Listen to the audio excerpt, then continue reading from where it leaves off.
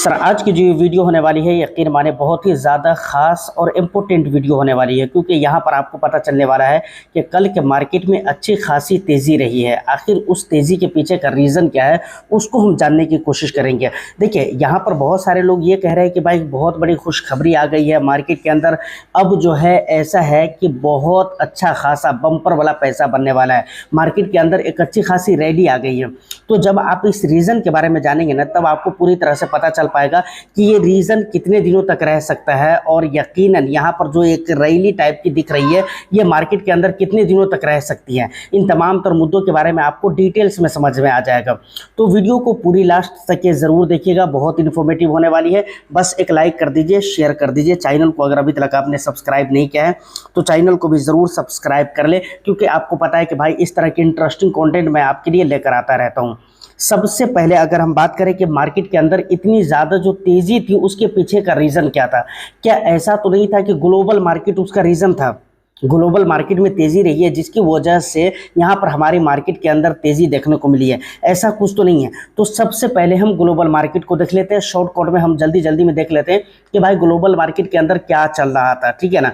कुछ major market है जिसको हम देखेंगे, ठीक है, तो उसको हम देख लेते हैं। देखिए फाइनली हम आ चुके हैं यहाँ पर अपने मेन स्क्रीन के ऊपर। सबसे पहले आप गिफ्ट निफ्टी को देखेंगे तो 0.21% की गिरावट रही है। उसके बाद अगर आप देखेंगे डाउ फ्यूचर्स में तो यहाँ पर भी 0.05% की गिरावट रही है। उसके बाद यूएस टेक 100 को अगर देखेंगे तो यहाँ पर भी 0.17% की गिरावट रही है। उसके बाद डाउ को देखेंगे, उसके बाद S&P 500 को देखेंगे या निक्केई को देख लीजिए, इन तमाम तर जगहों पे गिरावट हुई है। हैंग सेंग को देख लीजिए या फिर डेक्स हो गया, इसको देख लीजिए। ये तमाम तर जगहों पे अगर आप देखेंगे तो लगभग सारी जगह पे गिरावट है। तो मेरे कहने का मतलब यही था कि अगर आपको ऐसा लग रहा है कहीं भी कि भाई हमारी मार्केट की वजह से तेज़ी है, तो ऐसा बिल्कुल नहीं है। ये सोचना बिल्कुल ही आपको बंद कर देना चाहिए। फाइनली ग्लोबल मार्केट को देखने के बाद ऐसा बिल्कुल नहीं लगता है कि भाई ग्लोबल मार्केट की तेज़ी की वजह से हमारे यहाँ की मार्केट में तेज़ी रही है। मतलब यहाँ पर ये झंझट बिल्कुल ही ख़त्म हो जाता है कि ग्लोबल मार्केट का कोई भी लेना देना नहीं है हमारी मार्केट के तेज़ी से, समझ रहे हैं, जो कि कल के डेट में रही है।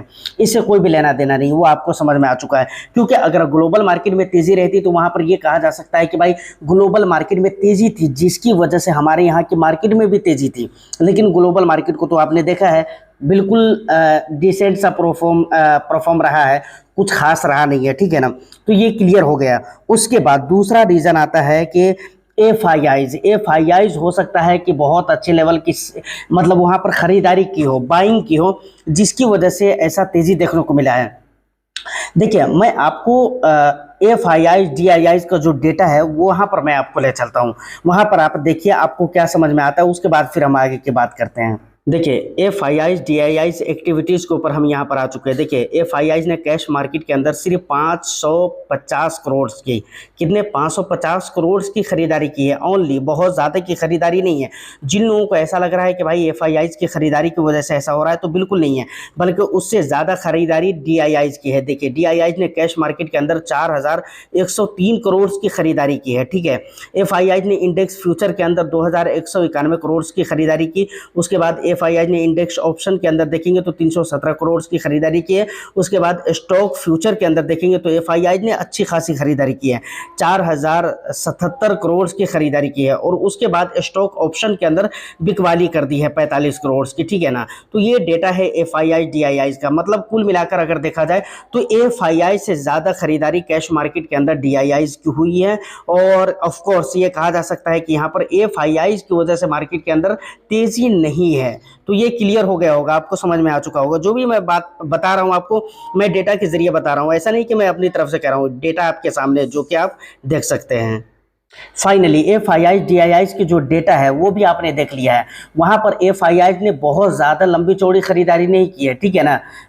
बहुत थोड़े से खरीदारी की है, लेकिन फिर भी अगर उसकी खरीदारी एफ की खरीदारी थोड़ी सी है, लेकिन फिर भी अगर आप देखेंगे मतलब निफ्टी 50 को, सेंसेक्स को, तो बहुत अच्छी खासी तेजी है। तो इस तेजी के पीछे का रीज़न ऐसा नहीं, बिल्कुल नहीं लग रहा है कि भाई एफआईआईज़ की खरीदारी है। एफआईआईज़ की खरीदारी बिल्कुल नहीं है। उसके बाद अगर हम आपको बताएं तो भाई एफआईआईज़ की यहाँ पर खरीदारी नहीं है, और जिसकी वजह से ऐसा नहीं है कि मार्केट के अंदर तेजी है, ये भी रीज़न नहीं है।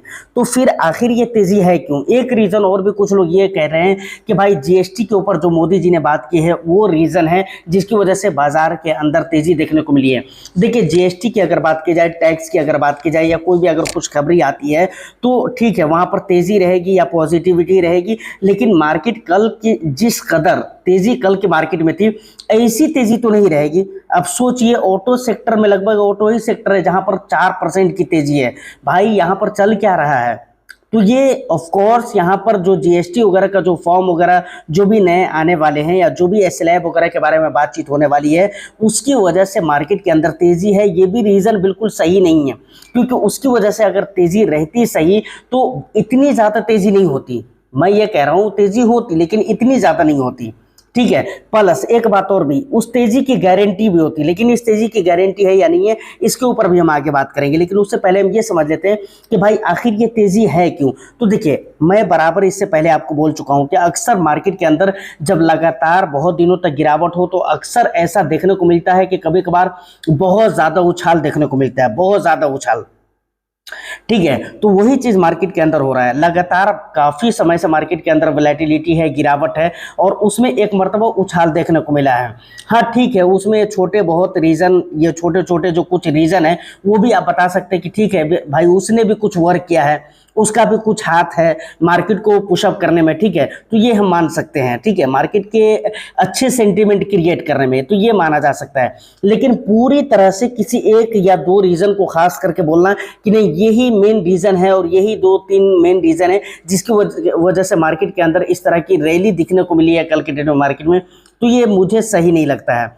मैं तो वही मानकर चलता हूं कि भाई मार्केट में लगातार गिरावट हो रही है, तो 1-2 दिन ऐसा आता है जब मार्केट के अंदर उछाल देखने को मिलता है। हाँ ठीक है, उसमें छोटे बड़े जो रीजन है वो भी रीजन हो गए, तो उसकी वजह से ज़्यादा उछाल देखने को मिल रहा है। अब बात रही कि भाई ये रैली कब तक रह सकती है, तो देखिए बहुत इंपॉर्टेंट चीज़ है, ये रैली बहुत दिनों तक नहीं रहेगी। हो सकता है आज भी मार्केट के अंदर कल के तेजी की स्थिति की वजह से, कल के सेंटीमेंट की वजह से आज भी हो सकता है कि मार्केट पॉजिटिव रहे, ऐसा हो सकता है, कल भी रह सकता है। लेकिन ओवरऑल मार्केट को अगर आप लंबे समय 2-3 महीने के एंगल से देखते हैं तो मुझे लगता है कि इस बीच मार्केट इसी तरह से चलेगा, मुझे ऐसा नहीं लग रहा है। हाँ 2-3 महीने के बाद ये चीज़ें सही होते होते 2-3 महीने तक लगने वाले हैं, जो कि इससे पहले भी मैं आपको बता चुका हूँ। तो उसके बाद ठीक है, क्वार्टर वगैरह के जो अगले नेक्स्ट क्वार्टर है उसके रिजल्ट भी आने वाले हैं, उनके रिजल्ट अगर अच्छे आ गए तो ऑफ कोर्स मार्केट इस तरह से परफॉर्म आगे की तरफ आगे के लिए भी करेगा, अदरवाइज मुझे नहीं लगता है। बाकी इस तेजी की अगर बात है तो इस तेजी पे बहुत ज़्यादा भरोसा करने की ज़रूरत नहीं है। ठीक है, कल के डेट में तेजी देखने को मिली है, लेकिन उसकी कोई गारंटी नहीं, आज गिरावट हो सकती है, या कल की तेजी की वजह से, कल की सेंटीमेंट की वजह से आज भी अगर पॉजिटिव रहे तो अच्छी बात है, नहीं तो हो सकता है गिरावट भी हो सकती है। तो हो जाए गिरावट फिर भी नहीं घबराना है, तेजी रहे फिर भी हमको ज़्यादा बहुत खुश नहीं होना है, क्योंकि इन चीज़ों को ठीक होने में, मार्केट के अंदर से वोलेटिलिटी को अभी ख़त्म होने में आप 2-3 महीने के समय तो मानकर ही चलिए कितना लग जाएगा।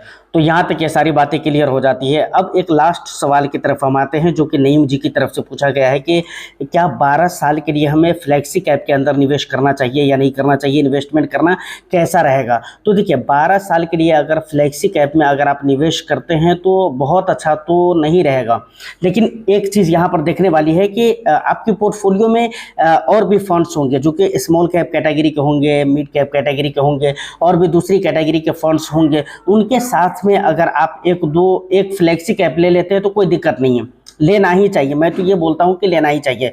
रीज़न ये है कि देखिए फ्लैक्सी कैप के बारे में ज़्यादातर लोगों का ख्याल ये रहता है कि भाई ये 4 से 5 साल 6 सालों के लिए होता है, लेकिन मैं ये कहता हूँ कि 12 साल के लिए भी अगर आपकी पोर्टफोलियो है तो वहाँ पर एक फ्लैक्सी कैप आप ऐड कर सकते हैं। इसलिए ऐड कर सकते हैं क्योंकि मार्केट के बुरी स्थिति में वो आपका साथ देगा, समझ रहे हैं ना। और क्या कहते हैं कि मार्केट के अंदर जब बहुत ज़्यादा वोलेटिलिटी हो तो आपकी पोर्टफोलियो में स्टेबिलिटी बना कर रखेगा, और इसी मकसद से आपको लेना चाहिए। ठीक है, रिटर्न्स की बात है तो रिटर्न्स भी वहाँ पर आ ही जाएंगे, ऐसा नहीं कि रिटर्न्स नहीं आएंगे। मैं ये बिल्कुल नहीं कह रहा हूँ कि सिर्फ स्टेबिलिटी रहेगी रिटर्न्स नहीं मिलेंगे, नहीं, बल्कि अभी जो हाल फिलहाल में लंबी चौड़ी जो गिरावट हो रखी है मार्केट के अंदर, हो रही थी लगातार, उस समय पे हर फंड, मिड कैप और स्मॉल कैप के तो हर फंड लगभग हर फंड माइनस में जा रहा था पिछले 1 ईयर के रिटर्न्स में, ठीक है ना। लेकिन उसके बाद भी अगर पारंपरिक फ्लेक्सी कैप फंड को देखेंगे तो ये एक ऐसा फंड है जो बहुत कम गिरावट पेश किया है, बहुत कम गिरा है इतनी गिरावटों के बावजूद भी, और इन्वेस्टर्स को रिटर्न्स ही बना कर दिया कुछ ना कुछ, ठीक है। तो इसलिए आप रख सकते हैं फ्लेक्सी कैप फंड। तो फाइनली ये सारी इंपॉर्टेंट बातें थी जो कि मैंने आपको बता दिया है। उम्मीद करता हूं कि वीडियो और इन्फॉर्मेशन आपको अच्छा लगा हो, तो वीडियो को एक लाइक कर दीजिए, शेयर कर दीजिए। चैनल को अगर अभी तक आपने सब्सक्राइब नहीं किया तो चैनल को भी जरूर सब्सक्राइब कर लें। मैं फिर मिलता हूं किसी नेक्स्ट एंड इंटरेस्टिंग वीडियो में, जब तक all the best. Thank you for watching.